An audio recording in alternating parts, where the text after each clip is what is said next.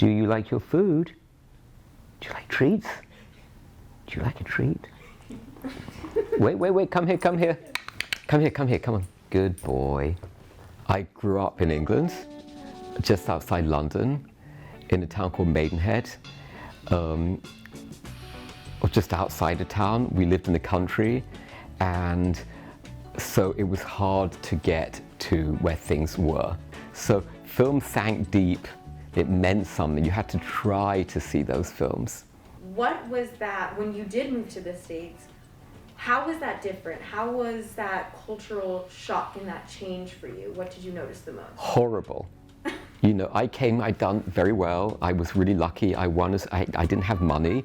I won a scholarship to come here. Everything had been geared towards that. I went to university in England. All my hopes and dreams were about coming to film school in LA. And I got here, and I didn't know anybody, and I didn't have much money. I got a very old car that kept breaking down on me twice a week, literally. And I went to film school, and I was miserable. And I couldn't make friends. Nobody had a British sense of humor, which is different. And it was a horrible, horrible, lonely time. And it's made me very empathetic to students who are going through difficulties. I don't want anybody to go through that. Failure defines you. And, you know, I've done a lot to create mentorship programs for kids who grow up in really disadvantaged circumstances, and that's what led me to education. I formed a mentorship program for kids in South Central LA. They have not experienced success, and so every setback is terminal and defines who you are. And it's very hard to explain to people what I always say, which is fight and fight and fight and fight.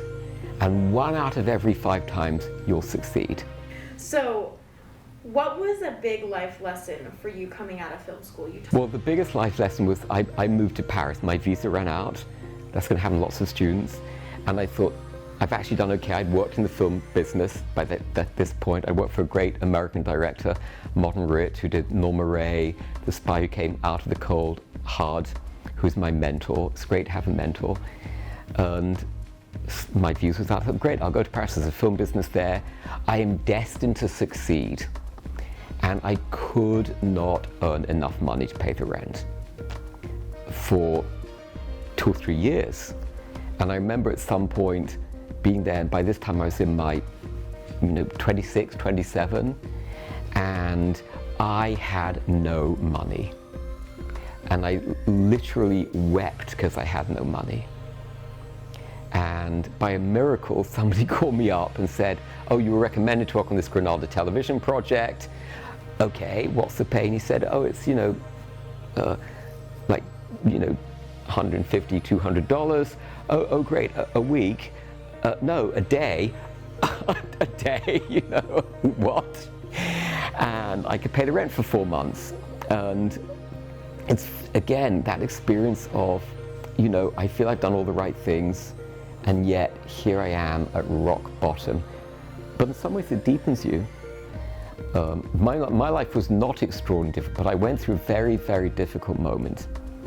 And it was a turning point, And it taught me there are things beyond my control. It taught me to empathize with people who don't have opportunity. So for those watching, what is one thing you would want them to know about you that is crucial to what makes you, you? My mother is a Holocaust survivor, and that shaped me hugely, and I often think my mother is an extraordinarily positive, enthusiastic person who's got more positive and more enthusiastic as she's got older.